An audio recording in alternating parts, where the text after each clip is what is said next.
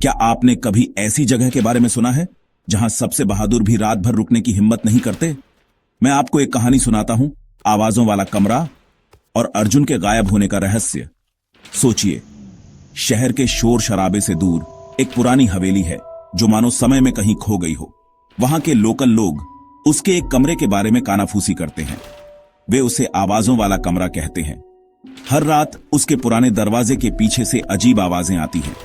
कभी कभी धीमी रोने की आवाज, कभी कभी एक बच्चे के हंसने की आवाज जो पूरे हॉल में गूंजती है। फर्नीचर अपने आप हिलता है। कोई भी, और मेरा मतलब है कोई भी, वहां ज्यादा देर तक नहीं रह पाया। पर तभी अर्जुन आया, यंग, बहादुर और भूत प्रेत की कहानियों से बिल्कुल बेपरवाह। वह बस उन्हें हंसकर टाल देता था, यह साबित करने पर तुला था कि सब गलत थे। पहले कुछ दिनों तक कुछ नहीं हुआ। घर शांत था, लगभग ज्यादा ही शांत। अर्जुन को लगने लगा कि यह सब बस अफवाहें थीं। पर फिर आई 5वीं रात। आधी रात हो चुकी थी। अर्जुन जागा हुआ था, उसे नींद नहीं आ रही थी। अचानक कमरे से एक आवाज आई। सिर्फ कोई आवाज नहीं, यह उसका अपना नाम था, अर्जुन।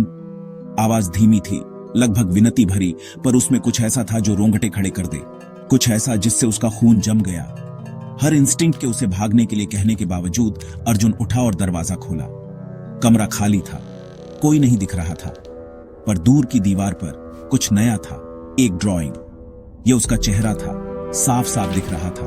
दीवार पर खरोंचा हुआ था और वह भयानक रूप से खून जैसा लग रहा था। इससे भी बुरा क्या था, हर सुबह ड्राइंग बदल जाती थी। कुछ दिन अर्जुन मुस्कुरा रहा होता था, कुछ दिन वह रो रहा होता था, दूसरे दिन चेहरा डरा हुआ लगता था। पर अर्जुन ने जाने से मना कर दिया।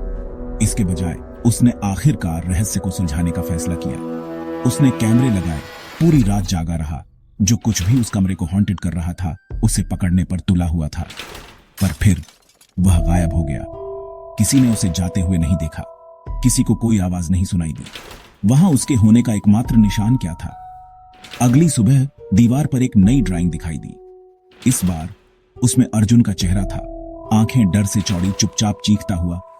आज तक वह कमरा बंद रहता है, पर हर आधी रात लोग कहते हैं कि उन्हें कदमों की आवाज सुनाई देती है, और एक आवाज टूटी हुई और बेताब पुकारती हुई, अर्जुन। तो अगर आप कभी उस पुरानी हवेली के पास खुद को पाते हैं तो ध्यान से सुनिए। आवाजें कभी गई नहीं, और शायद, बस शायद, अर्जुन अभी भी वही है, मिलने का इंतजार कर रहा है।